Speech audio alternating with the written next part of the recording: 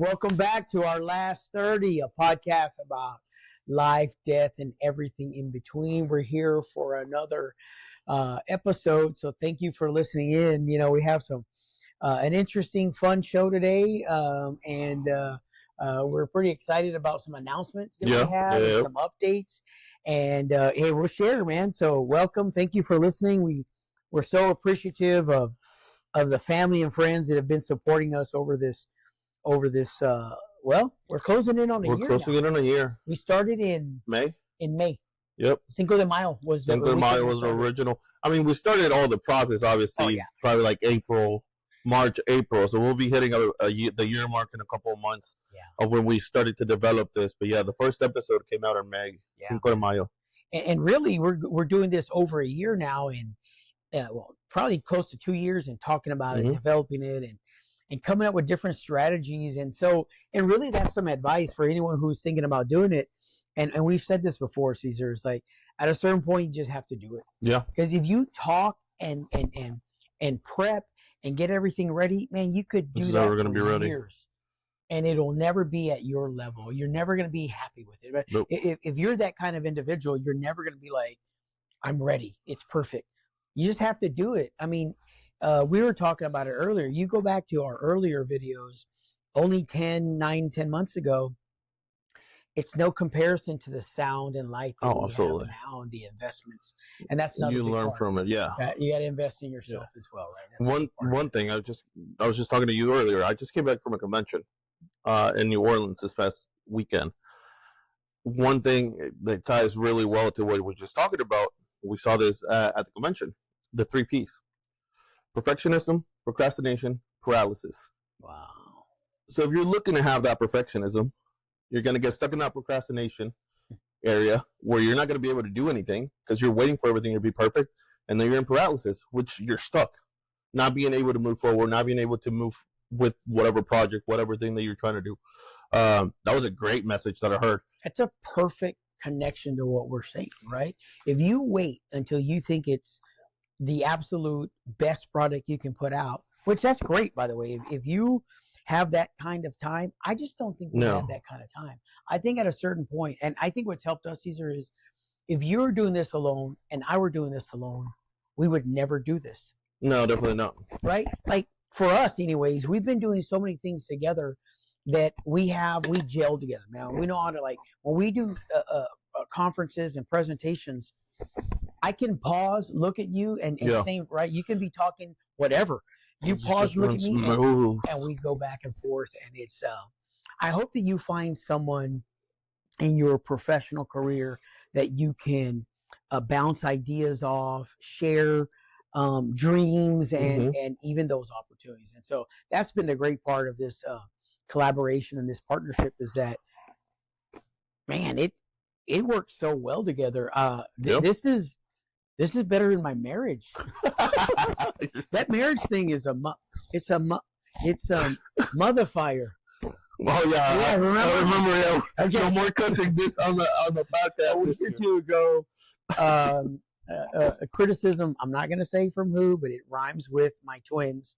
With my eye, my language, and so I'm going to move away from using vulgar terms and references during the podcast. During the podcast, let's make that clear. If you see me on the street, right? I'm not recording. So. Also, that at work, that's the craziest thing. My younger one's like, "How do you do that at work?" Like at work, I really don't talk a whole lot. I'm a professional. I don't engage. But you're sounding like my mother right now, bro. She's like, if they knew who you really were at home, I'm like, Mom, I'm very professional at work or at school. Like you know where to draw that line. I think that's true for everyone today. Like, who you present yourself. Like, if you want to present your best, you're not going to sit there and just kind of act a certain way. I think that if you're meeting someone for the first time, or you're at work, if you take your craft serious, you take your craft serious. Absolutely.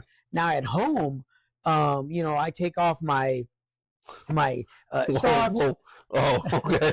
Whoa, easy. I don't know where you were going with that. So I was about to say, easy now, big boy. We're not rated R. We're on YouTube. Okay. No, I'm saying like at work you have on, your socks, your suit, a certain kind of clothes, Mhm. certain kind of shoes, whatever. And at home, you can take off your socks and put on some chanclas and just kind of sit on the couch. Well, And then if you want, it's your couch. You can take your chanclas off and just put your feet on your. We don't allow feet on our sofa, but if I really wanted to, it's mine. I can do whatever. yeah, But if I were in a public area, I wouldn't take off my socks and shoes and just absolutely. kind of. So that little simple representation is how we engage with language as well. Just Right? what's the word I'm trying to compartmentalize? I'm Mexican. Compartmentalize. There you go. Yes, I don't even know. I speak Caesar. Okay. I don't even know how to speak English.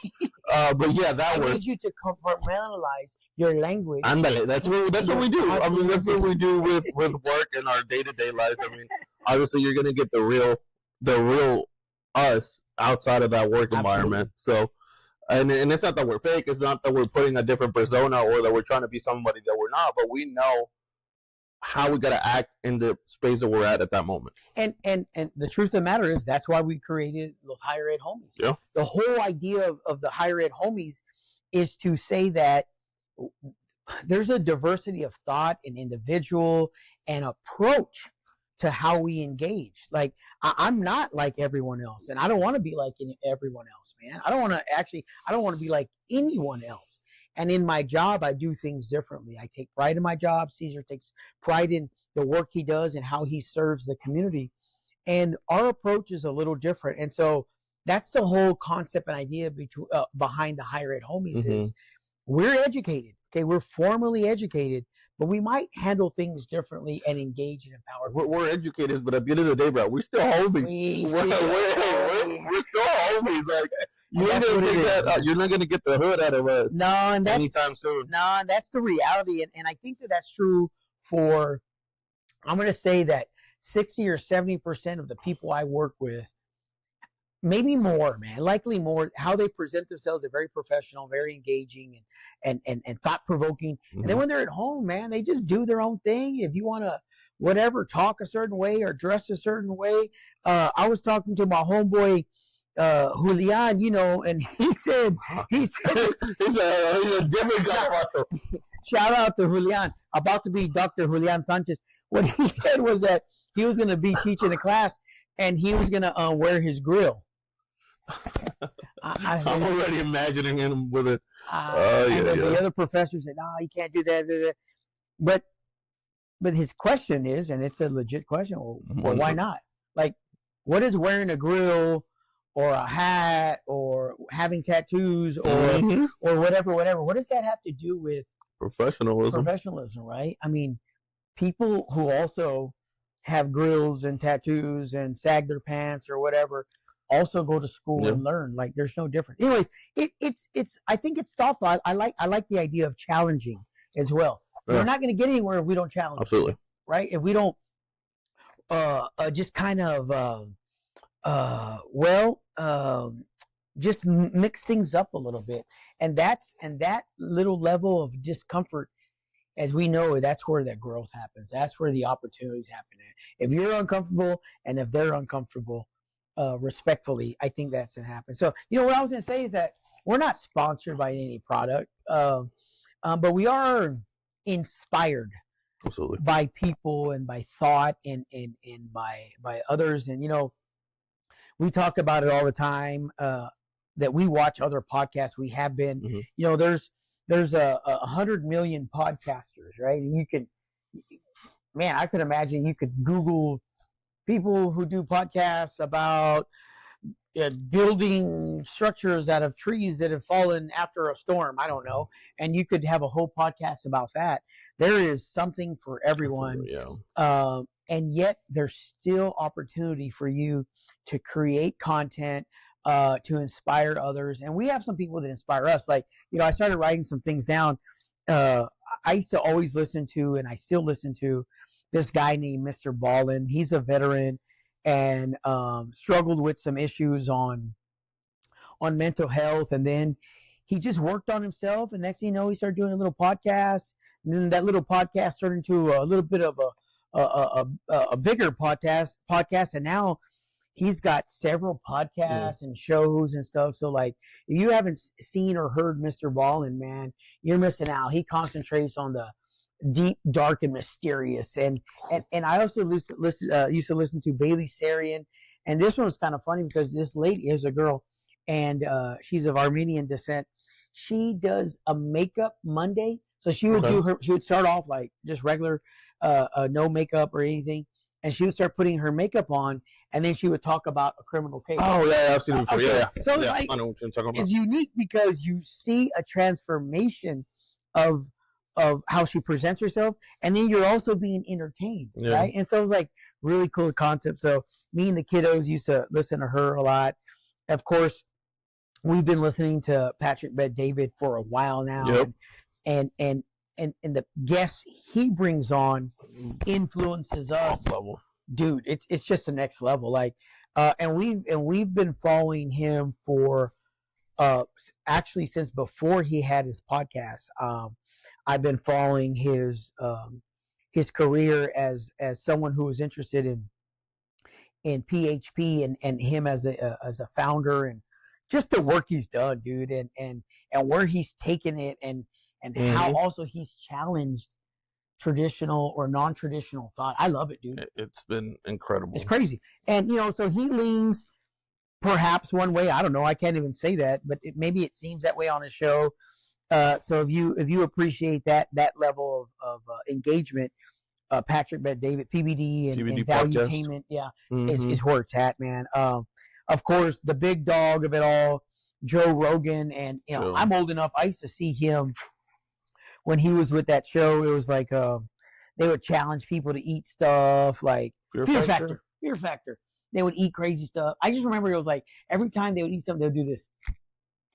Like stick their tongue out like I have nothing in my mouth. You probably would have never be able to go through Fear Factor. Dude. I can't even smell dog poop, and I'm like, I can't do it, dude. Nah, man. Like the craziest. I'm just not into crazy cuisine. Do you mess with that at all? I mean, I don't, but I think for the money, I could last a couple rounds. I could do it. I'm not interested. Don't call me. There's no fear factor in me. No, I know there's no fear factor in me. You ain't got nobody fears you. Not on food. Now, if you were to say, hey, you could eat this taco of just something dumb, or you're gonna hold this apple on your head and we're gonna shoot an arrow at it. No, I'm down. I'm game. I'm down for the arrow. Yeah. I'm dumb like that, but I don't want to eat nothing. Like I like eating so much, dude. I want to enjoy it. I don't know, man. You want to eat good stuff. Yeah, like not to be ugly, but I can't even eat a hot dog anymore because, well, I blame the internet. Like what they tell you, what's inside the weenies, and just you can't even enjoy a hot dog anymore. Now, if it's like a top beef, whatever, you're bougie now. That's what I'm saying. I'm at a level now, Caesar, where it can't be pink slime anymore. It's got to be really good weenies and stuff like that, or burgers. You know?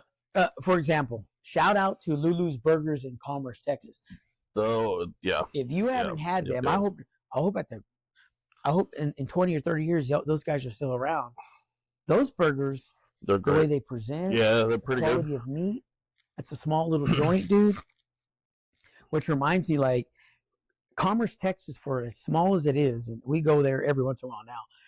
Man, they have some really great joints, and my favorite, of course, is Omegas. Omegas. They just the chef Raul is just, dude. He's just creating magic. I love it. And we have way so many memories from Omegas. Oh yeah, dude. That we've done events there. We had events, and then I could tell that the students who were supposed to be students started.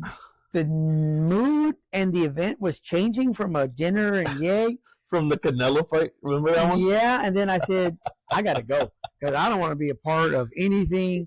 Call me if you get arrested. It's kind of how my night. Hey, I didn't call you. You did not call me. Thank you for not calling me. Someone else. The last person I was going to mention that I listened to is an old friend of mine, and if you're on my little phone here and I CC people or text people all the time. CC is my friend. I don't know, whatever. You know. We know you're old.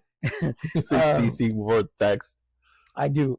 My friend Christina Jolly, she does a podcast, and hers concentrates on women, and she has a unique story of overcoming difficulties. And so, shout out to my homegirl back in Corpus Christi. What's that? A collaboration. Oh no, definitely. That's it. That's bring in the higher ed homies talking about men and mental health. Absolutely. The woman perspective into the mix. Absolutely. When our skills get good enough to talk to women right now, we're just bumbling, humbling idiots, dude. Yeah. So let's work our skill set up. Let's work it up. Right now, it's just us.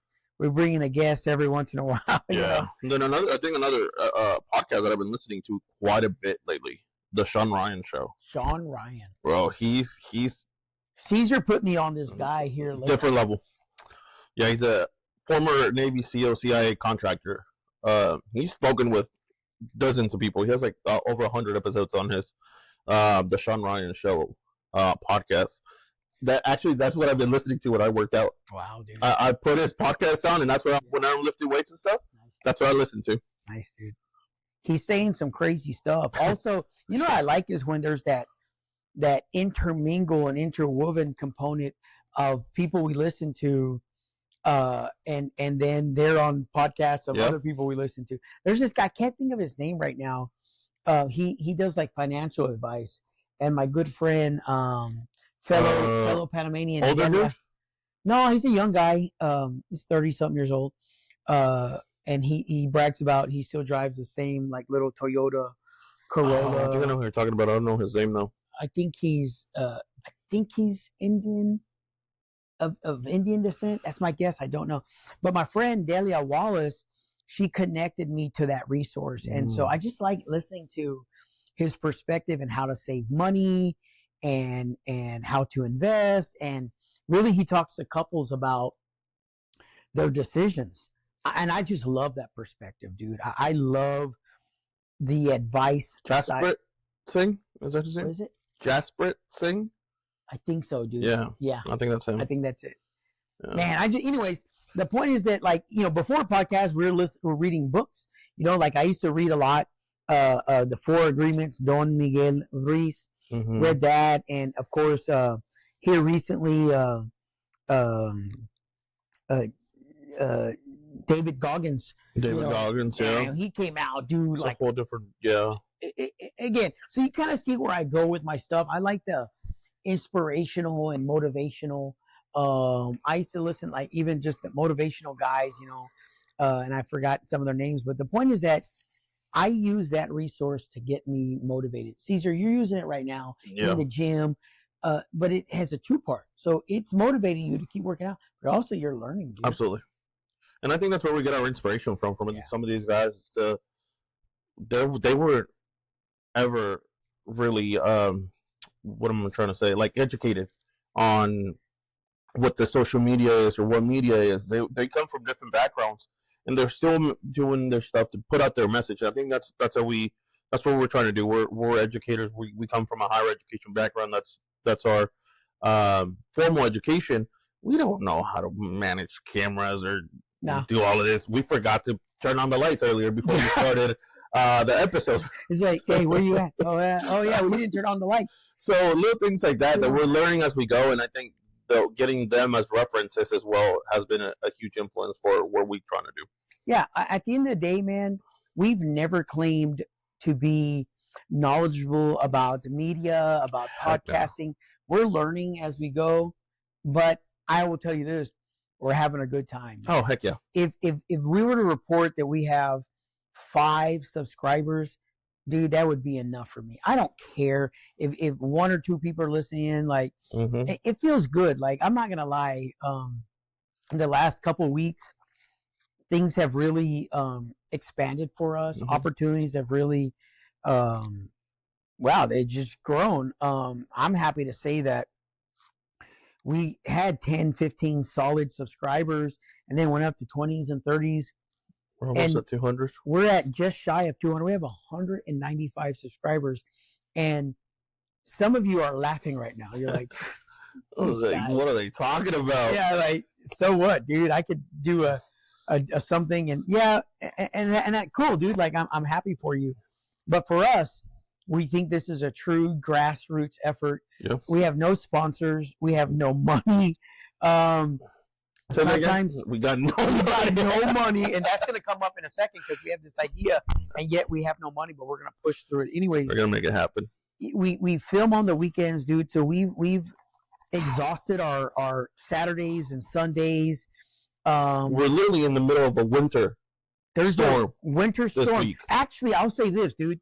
Probably 50% of the times that we recorded, There's some type of climate heat wave, but usually it's been like cold and rainy. Hurry up, Caesar! We have to go because I really feel like the electricity is going to go out of my house. But he's no different. I know. We gotta. So we're moving right along because eventually the lights are going to go out. But hey, you know what? And I mean this, man. Thank you so much to the 195 subscribers. Hopefully more by now. Supporters, and we want to. Our goal, by the time we have 1 year in, our personal goal is 500. We'd love to get 500, man. It's not so outrageous. It's ambitious, but it's ambitious. You know, but it wouldn't be us if we didn't try. Mm-hmm. And I think that the subscribers are coming because the work we're doing, they recognize that. I do apologize. I was going to say this. Every once in a while, you'll hear me stutter a little bit, particularly with my words that start with S. And it's because since the stroke, I have difficulty with R words and S words. So it's kind of funny because I'm listening to myself, but the word won't come out, dude. And I'm like, you know, I don't want to. That's whenever I'm texting you, sometimes my brain thinks faster than my hand. Yeah. It's kind of like that. Yeah. It's kind of like that. It's a brain thing. Yeah. And I'm trying to say the word, and it's not coming out. So in my head, I'm like, dude, you know this word. It's just like, let's say the word simple. Well, that's simple. It's simple to say. But then this weird thing happens in my brain. And anyways, I'm going to, I have medical appointments. I'm going to therapy and all that stuff to try to get through that. But I share that with you so you don't think it's a lag in the video. It's actually my speech. Or you plan on trying to say a long, complicated word in English. Also, yeah, and also when we're there, because we're gonna be keynote speakers in a little bit. Oh man, I will remove words that have S and R. We're gonna have to. Or I'll be like, hey. So speaking of, we're gonna be keynote speakers, guys, to Passport to Success, Cuidado Casero Leadership Conference, March 1st, 2025. From the filming of this podcast, that's about 2 months away, 6 weeks, something like that. Something like that. It's in Tarrant County, Fort Worth, Texas. It is free. So our point of contact is Miss Ariela Martinez. She's a phenomenal and engaging and just wonderful colleague of ours from Fort Worth, doing some amazing work there. Shout out to her. It's free. So if you're interested, we're going to put that contact information in the comments or the description of the video. Yeah, and it'd be kind of cool.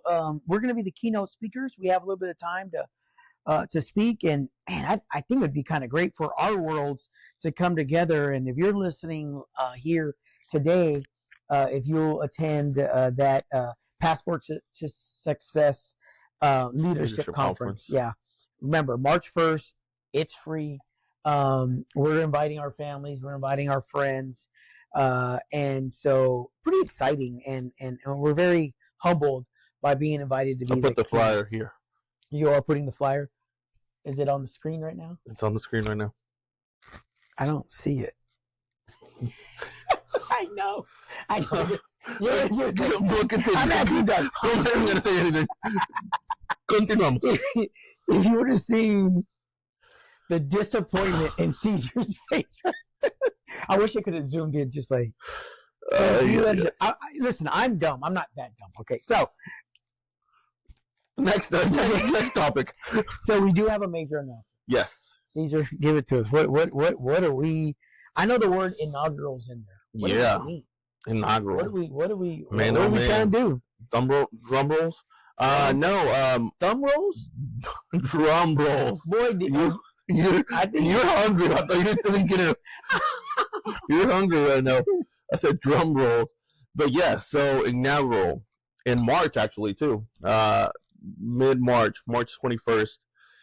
The higher ed homies will be hosting their inaugural mini summit. I'm telling you. Let me take over.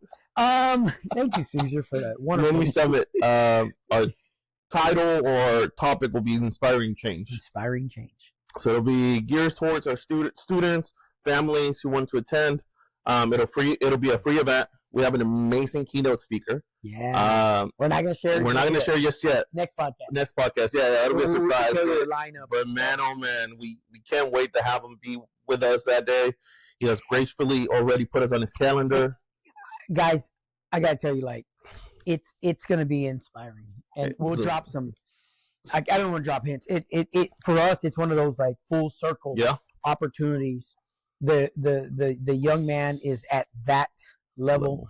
And man, we're super excited. So shout out to that keynote speaker who is confirmed. It's our inaugural event. That means it's the first one. We think we're going to do this every year.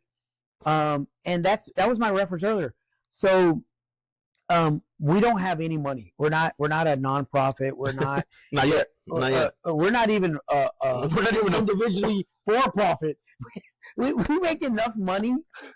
We're a negative profit organization at the moment.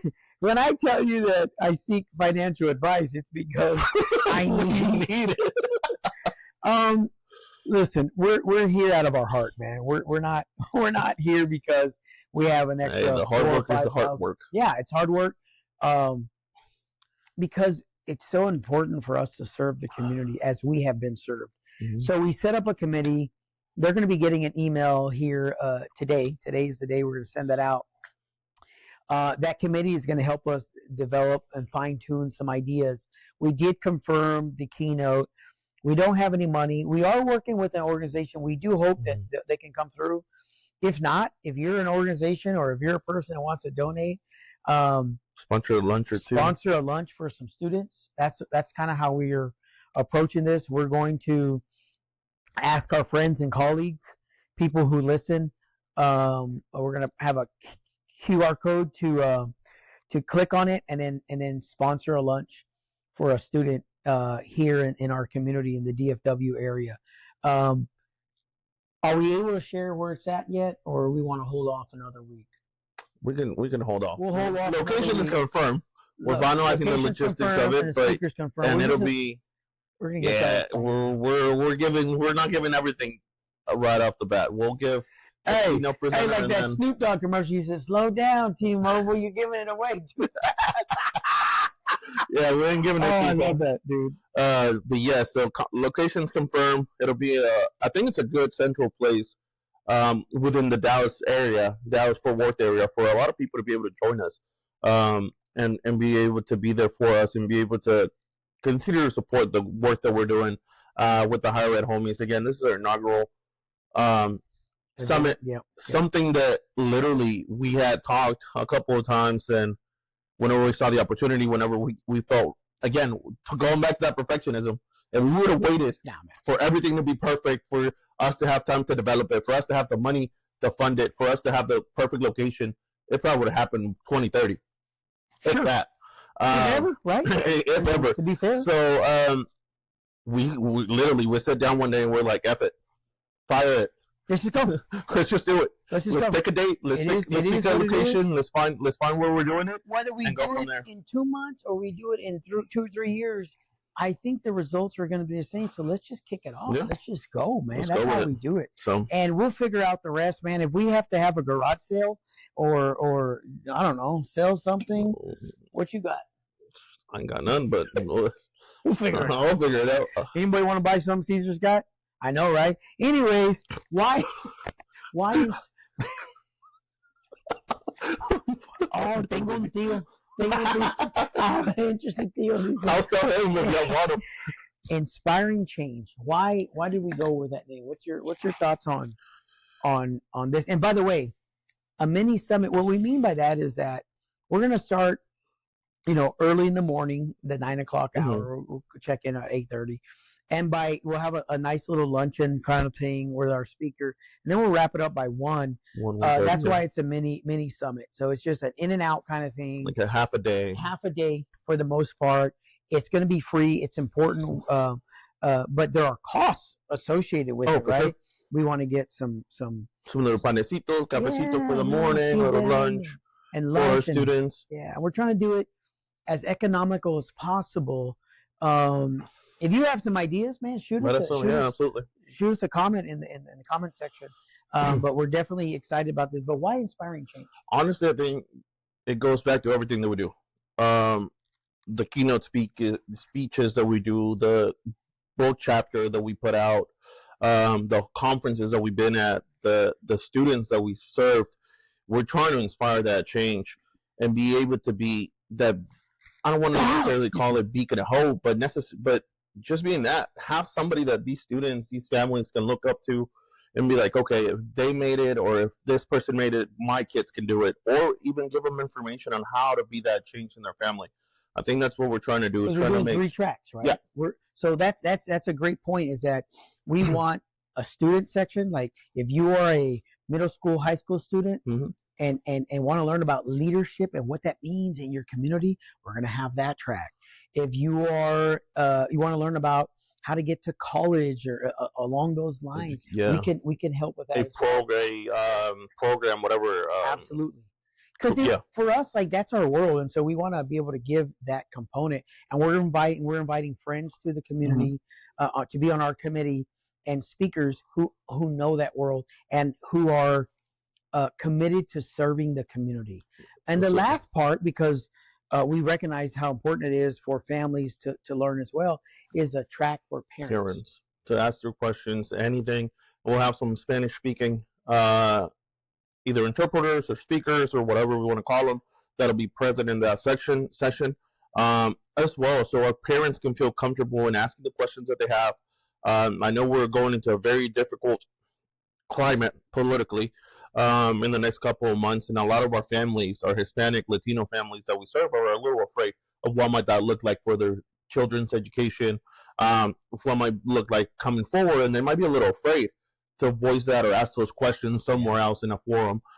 So we're trying to open that space for these families to advocate for them, to be able to be there for them. And again, we'll be bringing in people that are experts or have some knowledge on these topics. Again, we don't know everything. We barely know anything.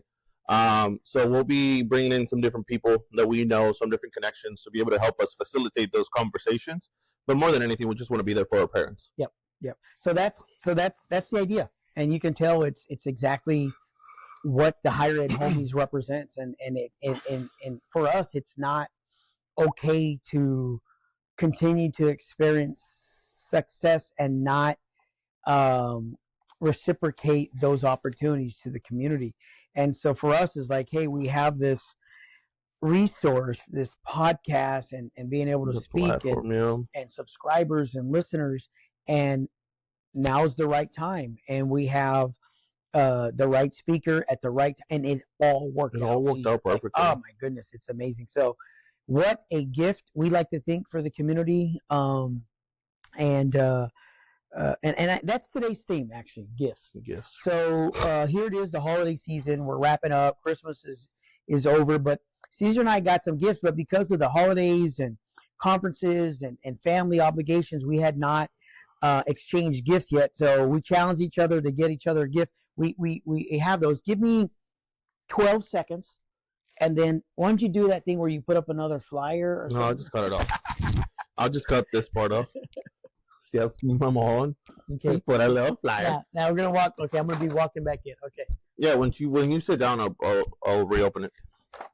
All right. So on gifts, like what do they mean? And I mean, I wish I could have done the history of gifts.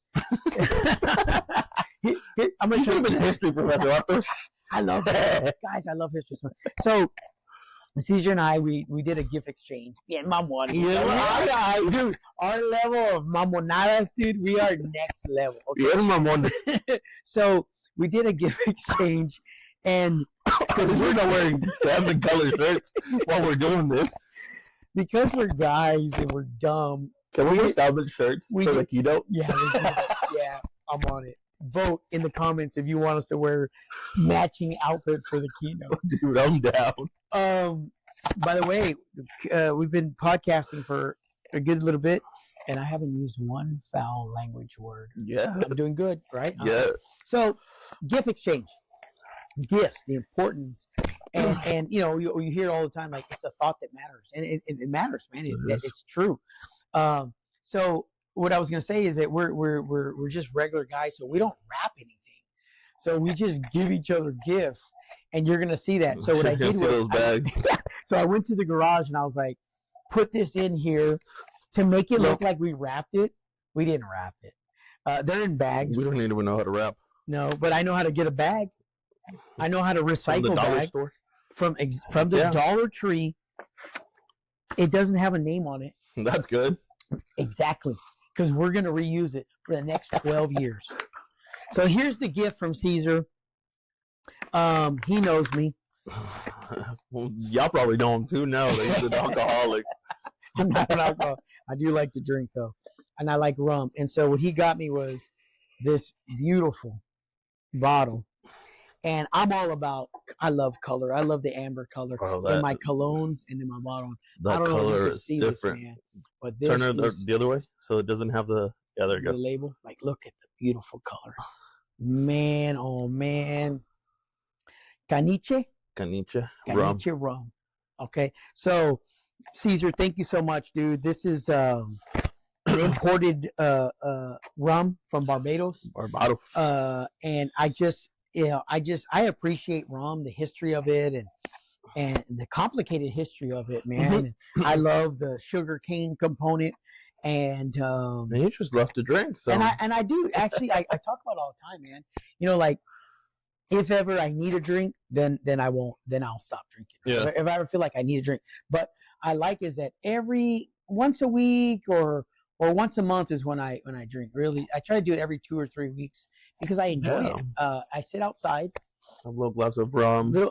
I mean a little bit, dude. Like this bottle will last me several months, just so you know, to give you an idea. Whereas if you were someone who's drinking, and you know, no judgment, but if you're going through it kind of quick, and if you're not sharing it with anyone, you're just you individually, you know, you maybe you need to ask for help, whatever. But in my case, I have a little bit with a lot of Coke.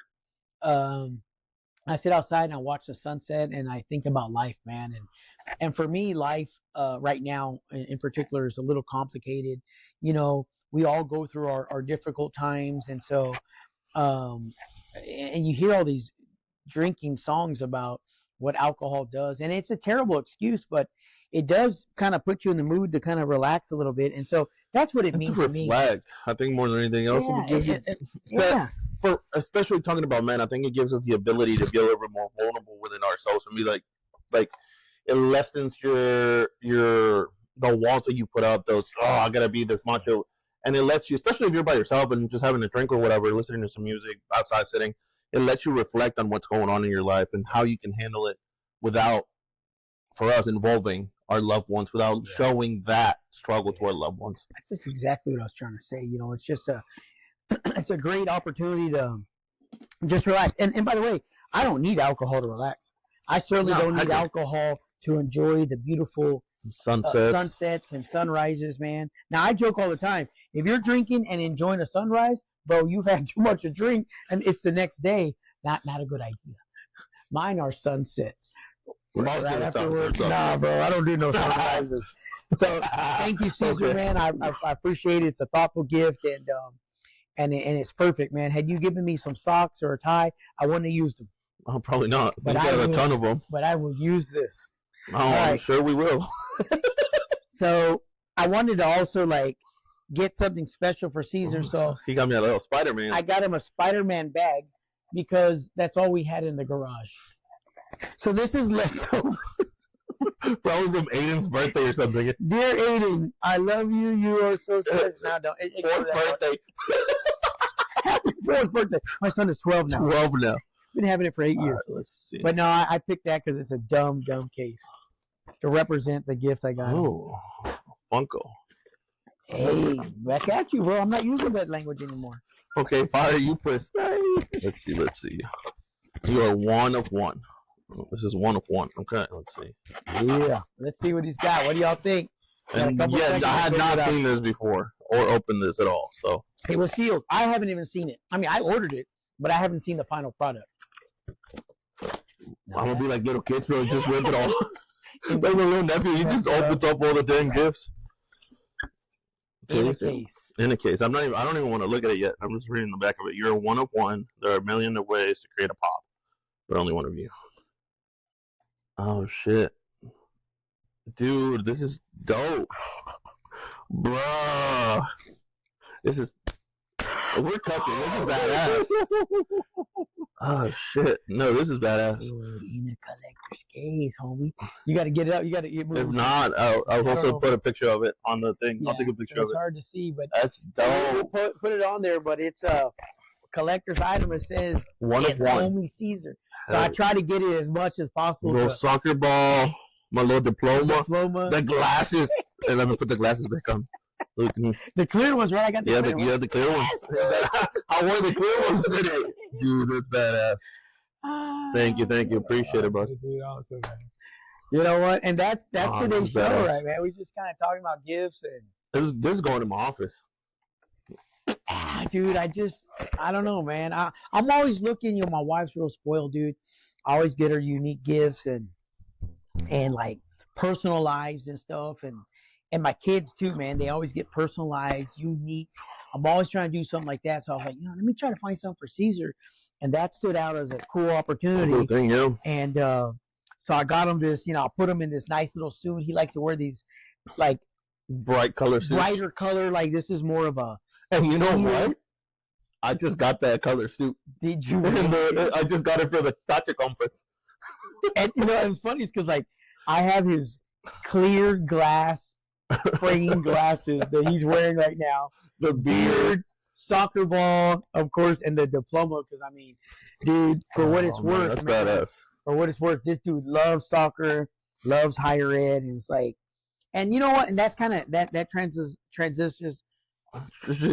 Transition us. There you go. Eso. That does that for us into our topic, and that's gifts, dude. Today's topic is gifts. We just went through the ultimate gift giving, gift receiving season, which is Christmas time in the United States here in North America, and it's a heavy time, even for depending on what your religious belief and non-religious belief. We give gifts during that Christmas time, and last week or a week or two ago, we talked about what Christmas time looks like, and particularly in Latin American homes in the United States or even in Latin America. More often than not, Latin Americans are going to celebrate on the 24th and then go into like a New Year's Eve type celebration. And traditional North American are gonna celebrate the morning of the 25th, right? So the point is that we like learning and we like the history of things. But today we had a couple of questions for each other about gifts. We'll wrap it up, and hope that you enjoyed today's podcast. My question for you is, what kind of gift do you like receiving? Like, what's your ultimate gift that stands out, or is there a type of gift you like receiving? This is gonna sound weird, but I don't like getting gifts. You don't like them? I've never been one of. I mean, obviously, I enjoy if I get a gift. Yeah. I enjoy it, appreciate it. I love it. Feel uncomfortable or something? Sometimes. Yeah, right. I don't know why, and it happens even like during Christmas. We're just talking about that. It happens even during Christmas. If I get something like overly expensive, maybe, or something that I'm like, I don't. For me, I'm such a simple dude. I don't need much. Like I don't need much. So whenever I get these gifts or whatever, I'm like, I appreciate them. I'll wear them if it's clothes or whatever, or if it's like a watch or jewelry, I'll get it and I'll appreciate it. But for some reason, I love giving gifts, and I'm very intentional on what I do and how I give my gifts and who I give them to in special times like that. But whenever I receive it, like, I don't know how to act. It's just a little like, yeah, you said it, a little uncomfortable. It's just a little like, thank you, but like you didn't have to. Like for me, for my birthdays, especially like talking about gifts, just having my family literally sitting in the dining room in the dinner table. Because again, I don't like big parties. I don't like doing all this big stuff whenever it comes to celebrations. My mom will just bake us a cake. Sometimes I'm a little spoiled on that side because I'll be like, Mama, I want this kind of cake for my birthday. So I'm a little spoiled on that aspect of it. But just having my brother, my sister, my mom, my little nephew, my little nieces. But it's not a monetary request. No, right? It's not like you're saying, thanks for those shoes, but I would have preferred this. You don't do that. What you're saying is like, I'll take. You know what? If I'm gonna say anything, it's a flavor or a color or like a design, exactly. Right, but because I know that it comes from the same place. That's just love. Yeah. It's a gift of love. So for me, I think it's always been like that. Even my mom will be like, I literally had shoes for like that I've had and worn for like 6-7 years. Yeah. And my mom's like, you're making good money, like you're working, spoil yourself. I'm like, why? I don't need them. I'm gonna walk on them. I'm willing to bet that most of the men who are listening to you right now are saying, oh my God, that's me. It's this weird, I say weird thing, because I don't know if it's true for women, but I only know the man's perspective. The men's side of it. The male perspective. There is a level of joy, Caesar, from giving. Yeah, absolutely. Intentional. You talked about it. Intentionality, specific to that person. Sitting back and watching them smile and be appreciative. And I say the weird part is, I don't know of any guy that is comfortable getting something back. We want our families to be safe and happy. Yeah. And there's a beauty. I think that's the biggest gift that we could get. Oh my goodness. What a beautiful perspective. I bet you're listening and you're like, yep, he said what I would have said. Yeah. I think it's true for us, man. It's unique to us. And it's very, when you put it into perspective, I think our gift is seeing the joy in the gifts that we give.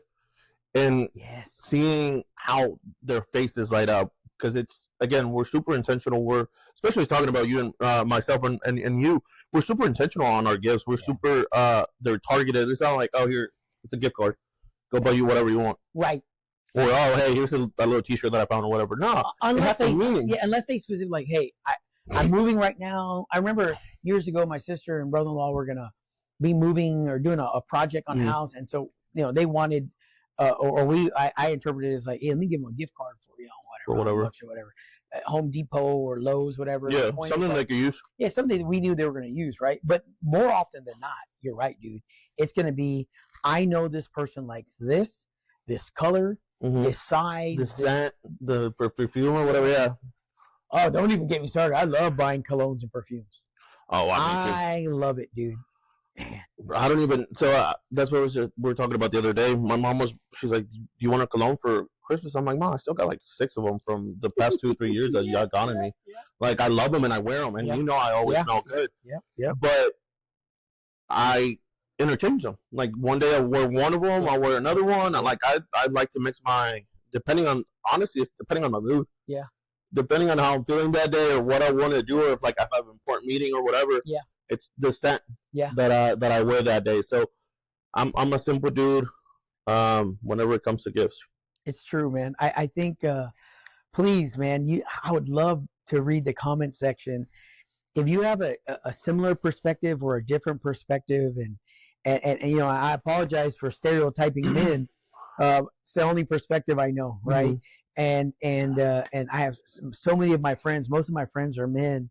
And when I talk to them, I get the same sense. Even if we don't say it, I feel like all the men right now that are coming through my head are I'm thinking like the joy they get from buying stuff for their spouses, for their partners, business partners, and for their children, nieces and nephews. Like, there is a pride point, man. I know I had a friend of mine, and I said, I told his kids, I said, hey, what did Santa bring you? And he goes, Santa? I bought that for them. Ain't no Santa in my house. I was like, come on, man. Yeah. Santa bought them something, right? He said, no, I bought that. I worked hard. And that's something specific for my son. Yeah. And this and that. And it's like, at first I was like, bro, you got to let Santa bring something. Yeah. And we still do like a gift here from Santa. There's usually a kind of like wink, wink, little jokey joke for the kids. Yeah, they're older, so they know. But every year I still write something from Santa. But you know what, man? Again, use the comment section to share with us if you have a different or a similar perspective on gifts. And before we move from this topic, I was just thinking about this too. I'll try not to get choked up, because it's again that's what I enjoy. I was at a convention a couple of days, like 4 or 5 days out of town at the convention, and my nephew came home and asked my mom, he was like, "Where's Uncle Cheeser at?" Because he loves playing with me, he loves being at the house. So for me, that's my gift, bro. Like for me, knowing that little man is 3.5 years old, he's asking for Uncle Cheeser. Asking for Uncle Caesar. He didn't even know how to say Cesar yet, but what's Uncle Caesar? And asking for me because he wants to be with me and things like that. For me, that's my biggest gift, because it's showing what I'm giving him to him, the time, the love, and how I spoil them out of them. And well, my 2 nieces are a little bit younger, but I'll definitely spoil them as well. But he's the oldest. He was the first baby in the family. He's the spoiled little brat. And my mom and my brother's like, don't buy him any more toys. He doesn't need any more clothes. He doesn't need any of this. And whenever he's with me, we'll eat all the snacks that he wants, all the candy that he wants. Naughty. And then I'll give him back to his parents. And that's why, like, for me, that's my gift. That's knowing those words of affirmation. For me, those are the gifts. And before we start getting down that rabbit hole deeper, but I feel you on that, and it's the same way I feel about my children and the things I've been able to humbly buy. Growing up, Caesar, that wasn't always the case. My parents worked hard, man, and they gave us a couple gifts, and every one was meaningful. Like if they bought us a packet of T-shirts from Walmart, it's because I needed T-shirts. And there was a pride point in having new white tees, or whatever the situation was. Even if it was just a packet of socks, like we appreciated, and they had a pride point in giving it. And so there was no gift that was not appreciated in our home, and mostly because I know how hard my mom and dad worked. My dad had a very difficult job, as the case for a lot of families. Working families, and so definitely appreciate it, and I take that also serious every year with my kids, and I think the other special thing about Christmas time is, like, I think about my children's birthday, for example. It's in August, and August is their birthday happens that first week of school. Ooh. So the chaos. We don't really get to celebrate their birthday as much. It's just chaotic, and all the preparation and all the stuff going on, and our semester is about to start at the university also. And so it's not the same level of special because of time as Christmas is. And Christmas, dude, I could sit here for a day and wrap presents. And as a matter of fact, this last year, we looked at the clock. It took 5 hours to unwrap presents. Mostly, it's not because we had so many presents. We had games and stuff, and eat, and we let one person open up at a time, and share it. And so it's not just like tear it up there. And we had some friends visit, and we bought some gifts for the friends, my daughter's friends as well. And so the point is that Christmas time allows for that time to really think about it, to relax, to really think about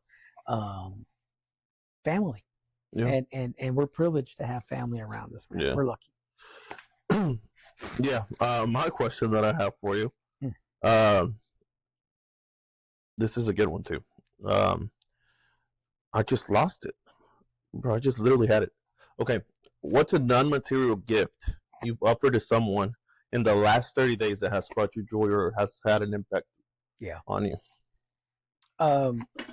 It's a unique time for us. Excuse us for that interruption, but Let's go. Let me repeat that question and have to edit that part out. What's a non-material gift you've offered to someone in the last 30 days that brought you joy or has had an impact on you? Yeah, that's a great question. The timing is perfect. It's the last 30 days is would have been Christmas time, right? And Christmas, so we're talking about gifts, and yet you're saying a non non-material. For me, it's a gift that I give often. I'm going to answer that two ways. I give a lot of advice, and I love giving advice based on my unique perspective. That's it, and I lead with that. And so my oldest daughter has this friend, this young man, and I really like him. And so just kind of sitting down with him, man to man, right? And he's also an Army veteran, and just having some really great talks about his future. Like, hey man, you're this age, and tell me what your 2 and 3 year plan is, and what your 5 and 10 year plan is, and give him advice about that, man. And so that was a free bit, non-material gift that I gave, and not only did I give it to him, but what I enjoyed was that he received it, man. He was able to have an open mind and free mind, and able to receive that information. And I think the next part of that is be able to use that information. Nice. The other gift that I gave was the gift of influence, and what I mean by that is, I have former students who ask me all the time if I'll, do a reference or help them find a job or something along those lines. I had a student reach out. She's about to graduate, and she's a go-getter. She's a on her own kind of person. And so she's selling products to help offset the costs and prepare her for life after college. And so I started to, and I'll actually continue that today, texted so many of my friends and colleagues, encouraging them to buy, using my influence, right? Like, hey homeboy, hey brother and sister, this is a student of mine that I had the opportunity to mentor.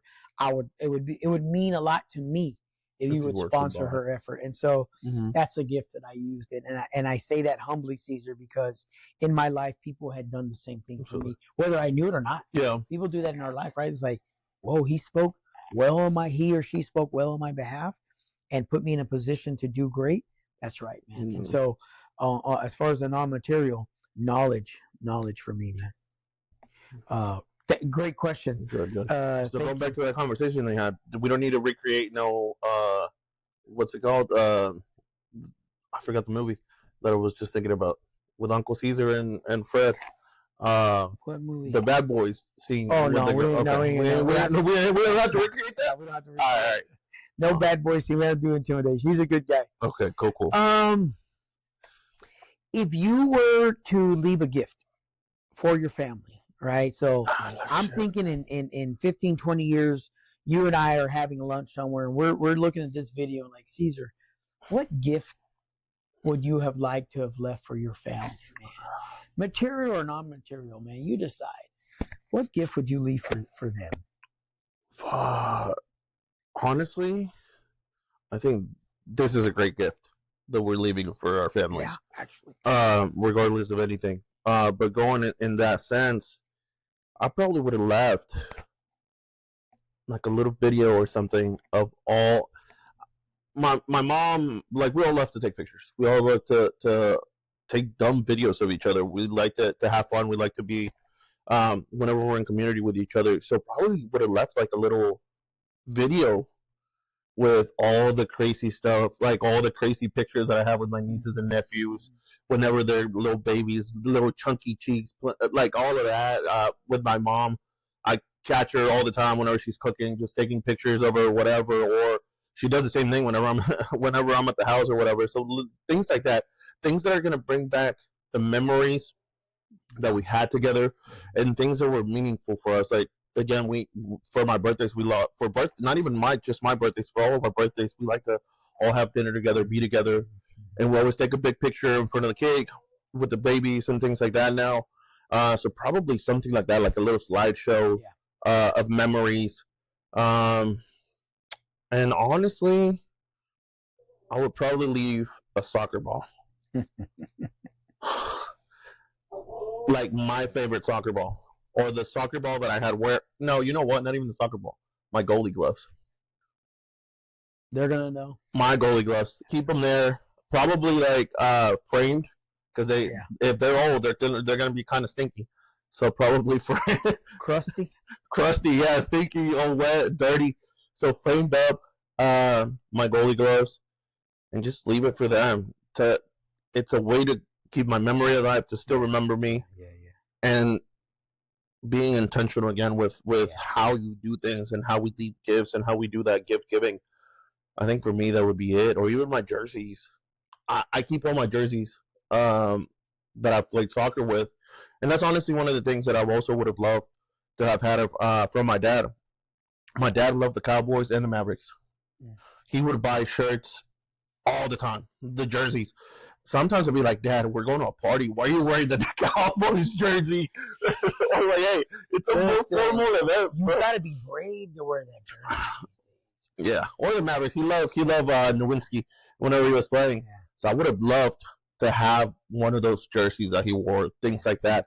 So I think for me, leaving my jerseys with my number, with my last name on the back, or my nicknames on them for the family.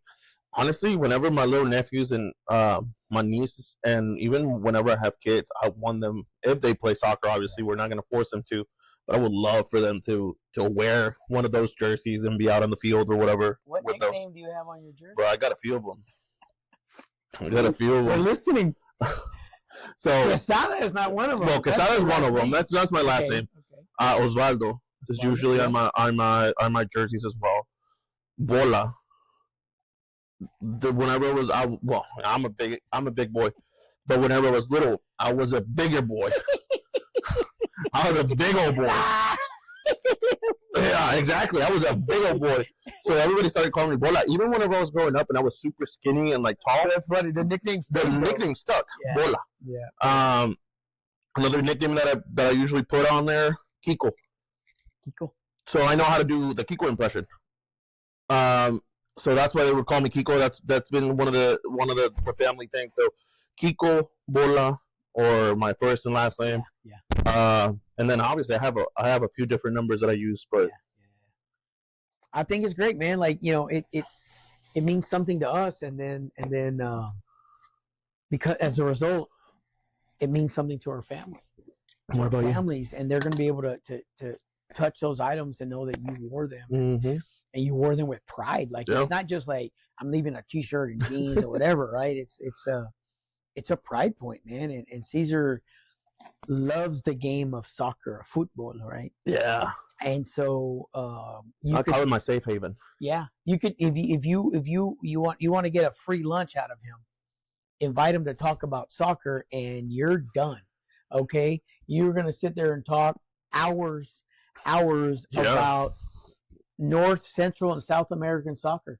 There's no European, African, I don't know much about the African. European is pretty big, right? In Latin America, I saw that when I lived in Guatemala. Well, yeah, man. I think that if you're listening, you're also processing in what you would leave your family as a gift, and that's today's topic is gifts. So yeah, man. So give us your gift. My gift. I like our last podcast, our 10 songs that mean something to us. I really try to get playlist. Yeah, I try to get a playlist that reflected different periods of my life. It'll change, man. In a year or two, if you ask me what that playlist is going to be, I'll probably change 2 or 3 songs, and then in a couple years, and in 5 or 10 years, it may not even look the same. Mm-hmm. But I like the idea that there's songs in there that different friends of mine, colleagues, family members will be able to sit there and be like, yeah, that reminds me of my dad, right? So that's a little gift. As far as something physical that I would leave, I think maybe something along the lines of my diplomas. Mm. And in those diplomas are messages, man. I say it all the time. The diploma is a representation of that individual person's a snapshot of their success during that period. But it's not fair for those of us from collective societies because it doesn't reflect everyone that helped us, exactly. Right? Like if there was a way to say, maybe it was awarded to me. My real name is Fernando Fuentes Jr. Maybe it was awarded to me, but I didn't get here alone. No. I never got here alone. It was impossible. Like I had family and friends, and sometimes these are enemies that motivated you. Absolutely. For whatever reason, dude. Just people you engage with, and I talk about it all the time. People who have helped you get there, and so that's the real meaning. So I would leave my collection of diplomas humbly to my family, and hope that on the 10th year, whatever anniversary, that they'll take it out of the frame and reframe it and put it somewhere that's matching, because mine don't match. They're just like different periods. One's a little off brown and black and some different backgrounds, maybe a white one. I don't know. But the point is that I hope that in a few years after my death that they reframe them and then read between the lines of how thankful I am. Yeah. That's what that's great. Yeah. And I'm glad you brought that point up, because honestly, a lot of people ask me, why are your diplomas not in your office? Why they're not hanging in your office? Yeah. They're not my diplomas. They're at the house. That's right. My high school diploma, my college diploma, they're at the house. You see mine? Yeah. They're not in my office. No, they're at the house. They're at the, like, I have a little thing like this at the house. That's where they're at. Because it's not mine. It's ours. It's the family. It's you my ask, support dude, system. You ask anyone, man. And the people we know. Yeah. Like there's a like, I hear your voice choking up, like my voice chokes up, bro, because we're just you give me all the juice and all the Caesar, you got a master's degree, you got a bachelor's degree. Nah, dude, we got it. We come up and this is not even my salary or my job. This is ours, dude. Everything we do is for each other. Going back to like our keynote that we're going to do, it's about the community. And it would be oh man, not appropriate for us to continue what we feel is a successful life and not have a conference for our community. Mm-hmm. Maybe only 10 kids will show up and 4 or 5 family members. We're not here for numbers. Yeah. We're here for impact, and we're trying to successfully impact people's lives, and we are trying to hence the name of the conference, Inspire Change. We're inspiring change, man, as it has been inspired to us. Absolutely. And those are the gifts that we want to leave behind. And we hope that in 5, 10, 20 years, if we're lucky enough, I hope I'm lucky enough to still be alive, I can look at this podcast and say, what was going on in that guy's head at the time, man? Why was he, how come he, every time he drank something, it was like, I want to enjoy every moment. Yeah. Why do I have such a great time talking to Caesars? Because, man, the level of fight in this dog right here to my left. I didn't know if it was left or right on the screen, but my homeboy right here will be successful, man. And I'll predict, dude, that in 5 or 10 years, when you're looking back at this, you're gonna be like, I can't believe I didn't have $1 million in my bank at that time. And here I am with all this money. That's the kind of beauty and joy that I wish for you, dude. And when I lay down, I'm not gonna lie, bro. There's been a couple times where I lay down at night and I just thought like, fire. I almost fire. I think to myself like, man, I wish I could win this giant jackpot of money, dude. And start an organization to help all the students that I love so many students. so many of my family members. Like, there's so much hurt out there, dude. Mm-hmm. And there's so many people that I'd love to give opportunity, not money, because sometimes that doesn't solve problems. But if I were to say, like, Caesar, if you had $1 million, what would you do with it? I do this, this, and this. Like, well, here's $1 million. Go do it. Like, oh, but you got to give back. I think if I won this giant jackpot, dude, I think I would impact the world like that. Bro, we would probably change lives with any amount of money at that point. It's it goes back to our core. It goes back to what we're made of, for what we're here for. Yeah, again, education. We talked about this in a couple episodes ago. We're not making millions in education. No. We're here for the impact that we're having on the students, for the impact that other professors, other educators had on us. I'm blessed enough to be able to sit and have a podcast with one of those influences that made me who I am now. Because if I wouldn't have met you and you wouldn't have pushed me the way you did in those moments, we wouldn't be here. That's right. And you know it. Because we butt heads quite a bit those first couple of years, whatever we were getting to know each other. Head to chair. I don't know. Head. I couldn't read. It was more like head to air. Because I wasn't hitting anything. I was like, young man, let me tell you something. I remember one time I got after this guy. I was under all the students were looking, and Caesar was, he was 2 or 3 minutes late, but it didn't matter. They were looking. We're at a conference. We're on our way to a conference. He was 2 or 3 minutes late. The whole van was looking at their leader. At their leader, man. And so I was thinking, like, okay, I gotta have his ass, man. I gotta ream him out and tell him, hey, dude, you can't do that. And I had to do my hand. They had to know that it was serious. Yeah. Right? It was like he was joking around. I saw this cop deal. They pulled this person over, and they were just like, hey. I was like, well, I don't get that excited.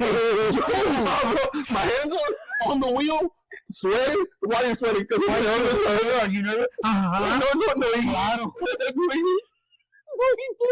If I was this, sir, according to this, you work at the University of English? Boy, I'll be getting nervous. Check it out. But on this moment, when I had to correct Caesar, it was this level of responsibility, and I wasn't going to dog him out. Of course not. But I needed a little, hey, dude, come on, man. Like, you got here. Hey, the whole van's looking at us. But what I remember that was funny about the moment is you had walked up, you stopped there, and I had got up. There was this little hill, and I got up on the hill. And even then, I'm on a hill. And I was still taller than you. Off the ledge, onto this pavement, and you're still taller than me. And I didn't appreciate that because there was some messaging lost in that translation, man. I had to look down to look at you. He said, "Yeah, no." He said, "No excuse." I said, "All right, let's just go." I'm not gonna drag it out, but I had to let him know, "Hey, you can't be late. All the homies are looking at you, man." And ever since then, you have never been late. Mm-hmm. And I mean, whether this, crudo, how many times crudo, it don't matter. You know what? It's the same in my house. I told my kids, on the weekend, you can go to bed anytime you want. For real, Dad? Yep. But we're cutting the grass in the morning. Yeah. The sun's up at 6:30. We have to eat breakfast at 6:45. We got to be out by 7:15, 7:20. So you go to bed anytime you want, but you're on my schedule. And I'm glad you brought the crew up. Remember Wednesday mornings when we would run? What time were we there?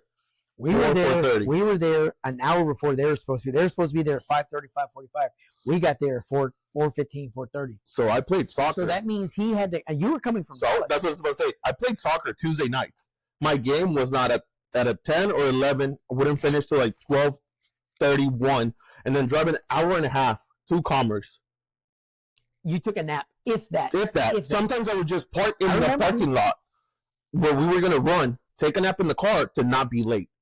So here was the thought: we would take the guys on a run, okay, and it was a slow-paced run. Yeah, it had to be at everybody's pace. We start together, we finish together. And the concept was semester. We start, we finish, and you saw the impact it had. Yeah. But before, the leaders had to go run. That was me and Caesar. When we got comfortable, and then he would invite a couple other guys. But early on, we would run first. Yeah, 4:30 in the morning. And I never heard him say, hey, dude, can we do another day? I have soccer this night. I'm getting home this night. I'm driving from almost 2 hours away. hour and a half, too. I never knew any of that stuff. Because the truth of the matter is, I don't care. It didn't matter. It didn't matter. Bro, I ran hurt. I think there's a picture in a newspaper. You can see a big old freaking ankle, my ankle taped up. Because I had heard it the night before at the game. But I had to be there because I was the leader of I was the leader of that group at that moment. I couldn't be because if I put excuses, the rest of the guys were going to put excuses. Of course. So we have to show that example. Between you and I, do you think that there was a moments where I was like, can't do it today, man? You know, like that was only I was mid 40s at the time, still having to run and do all this stuff, run at these guys' pace, and some of these guys they were fast, bro. Oh, and whenever we invited the girls at that one point too, the girls were playing around. I loved it, dude, but it was a super, super big impact. But anyways, that's leadership, dude. That's it. That's the gift of leadership. I hope that you get to give that gift of leadership as well. Next question is yours. Yeah, mine. I think. Hey, I told you we're not. Hey, this is a good novices. One. Yeah, we're novatos. We're just little babies at this stuff, man. Okay. I'm buying time while he finds his question. No, I already know. I have the question, but I'm not even going to use the app or the phone. So sometimes, whenever we're successful and whenever we have accomplished so much that we've accomplished, you tend to feel guilty of the gift that you received to be able to graduate from high school, to graduate from college, to be in a professional opportunity, to be able to do whatever you need to do. How does that guilt play into giving and gifting back what we've learned, what we've gotten? Because again, at the end of the day, we haven't made it here by ourselves. It has been an effort from our families, from our support groups, from our mentors, people like that have put us in the spot that we're at. Yeah. And as men, I think sometimes we feel guilty that why did I make it and not that person? But at the end of the day, we got to put that guilt aside and continue to give back. Yeah, man. So how does that play a role in what we do or how you do things? 100%, Caesar. It's a lot like some would compare to like a survivor's guilt, right? Yeah. Like, hey, man, I think about all my homeboys and all the people that didn't get out of the neighborhood or there's different neighborhoods, man. And there's different ways of different perspectives to that. But I do think about you are obligated to live an honorable life, to leave a legacy for those who cannot, right? I served my country honorably as a United States Army soldier. I didn't know the full capacity at the time.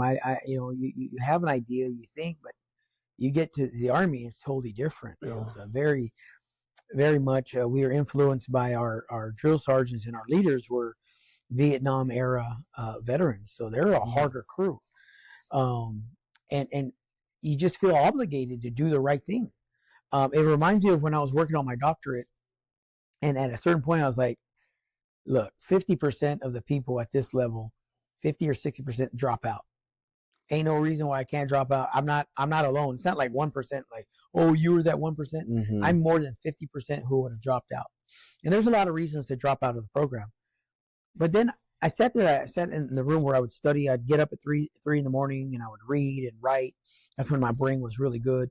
Then I'd go to work at 7:45, 7:30 in the morning. Then from work, go to class, come home at 10, sleep for a little bit, and then wake up and then work on my paper. And so at a certain point, I just felt like you've given too much. You've sacrificed too much to not finish right and not finish strong. And that's how I live my life. So I think about people who struggle with mental health issues or housing, secured housing, secured food, and everything else. And I'm privileged and I'm blessed that I don't have those concerns today. But that doesn't mean tomorrow is not my time to struggle.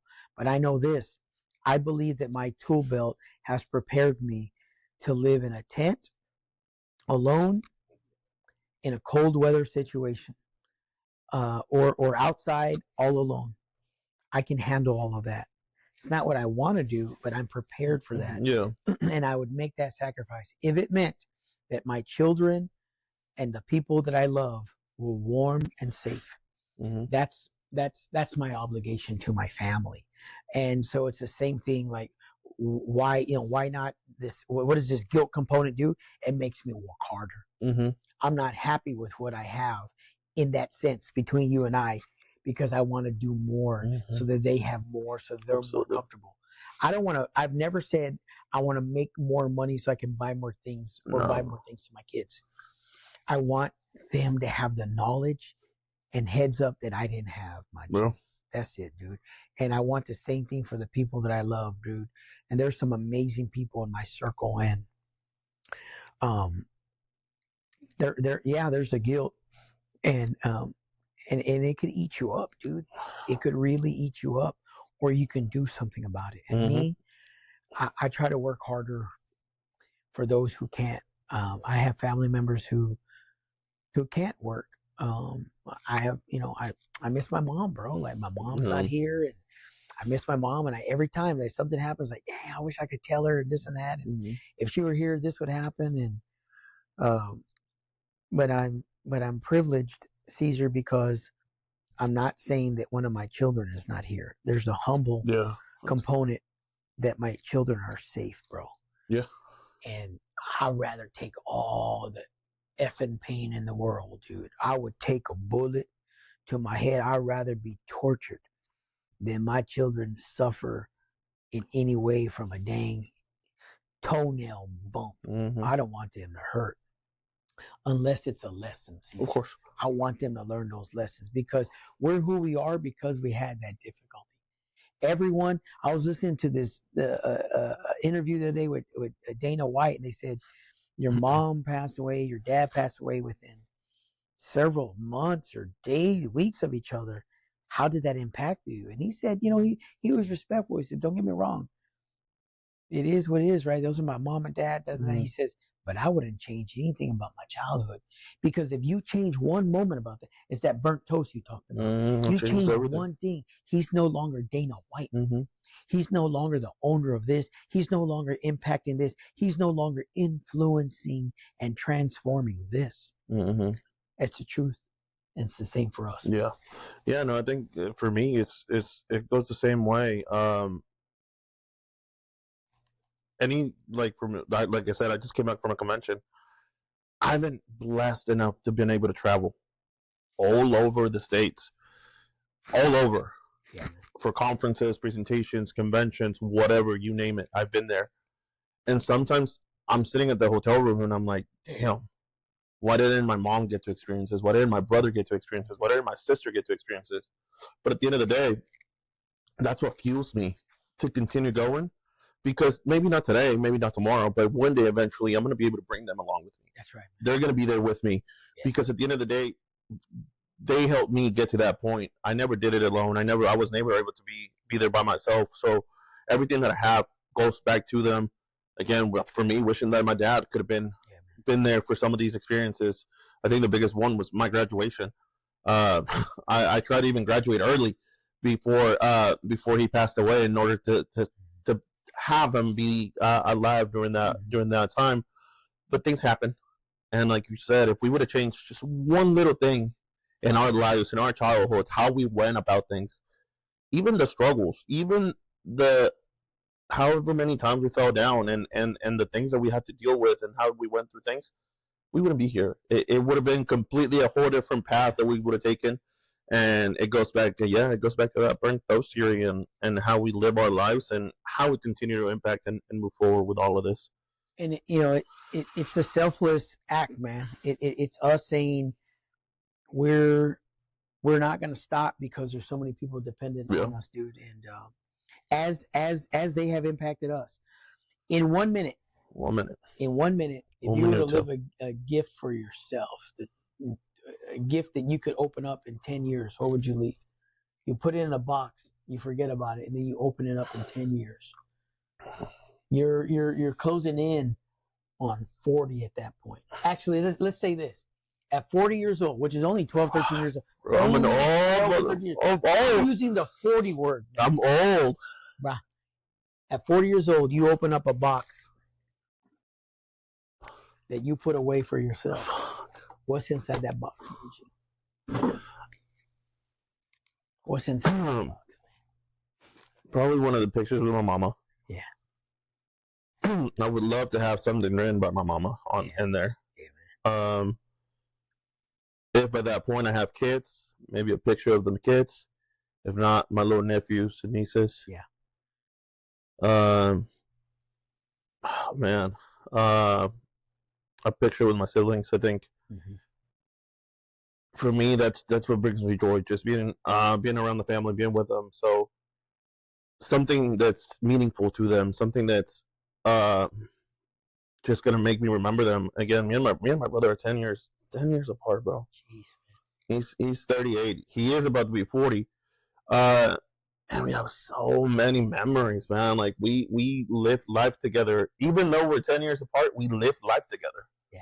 He was your parent for a while. Yeah. Mexico, yeah. He was. I mean, what a huge he was level. 17, taking care of a 7-year-old for a year, bro. A 7-year-old that ate like a 25-year-old. No, I wasn't eating that much back then. I was tiny. But yeah, Jesus, you were never tiny. I was. When I got to the U.S. is whenever I started growing. I was tiny. So you were going to be my size? I wish. I hope not. Maybe like 5'8", 5'9". I don't want to be 4'3". But yeah, I think anything that just something that will remind me of family, and being at home. And yeah, those experiences I think are for me what's that have the most meaning and the most impact in me. Because at the end of the day, and that's the thing, if I'm feeling down, if I'm having an off day, I look at pictures, I see how far we've been, how far we've grown together as a family, and where we're at now.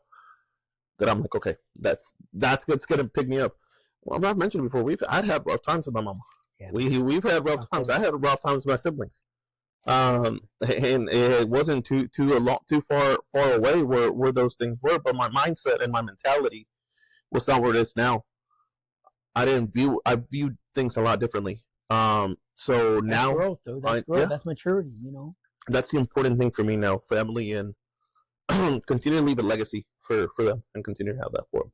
A little longer than a minute, but yeah. And it's all right. You know how it works, right? It's our podcast.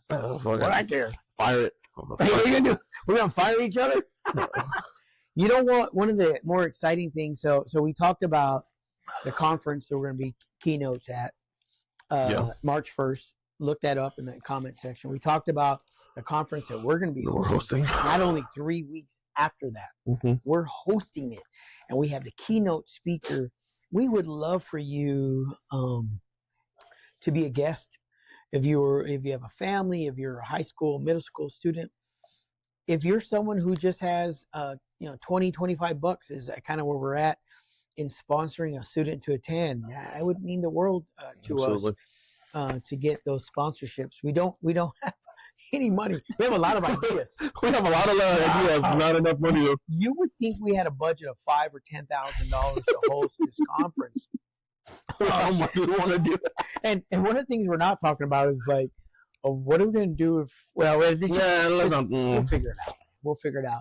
But honestly, man, if you would be so generous to sponsor a student or two, or if you have an organization that could provide funds for that, or they would like to partner with us as well. Partner with us, right? Like most of our podcasts, we really like to think that we could watch them again in 5 or 10 years and it's still going to have some relevance.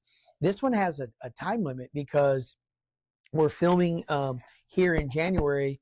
It'll go live in January, this podcast, but you only have about 4 to 6 weeks to help us out with this conference if you're able to. And if not, man, we have some other ideas that we're going to try to explore and make it happen. It'll happen. It's going to happen. Whether we no matter what, it's going to happen. We're going to make it happen. So thank you all. We're going to go on and wrap this one up, and we're just can't appreciate we're closing in on 200 subscribers. These are things that maybe by the end of this next week will be above 200.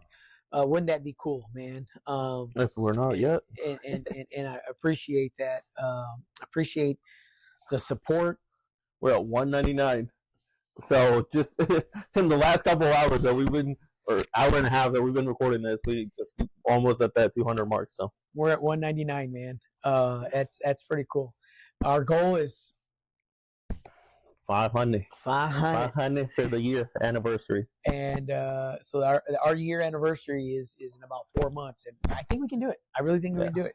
If you have some ideas, please share it with us. How to get us to 500? Cool, man. We're open to that.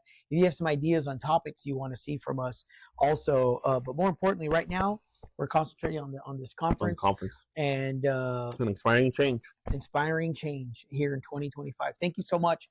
Have a wonderful day. Again, thank you for support, and we'll see you on the next podcast. Thank you, guys. Thank you, buddy. All right, we'll see you.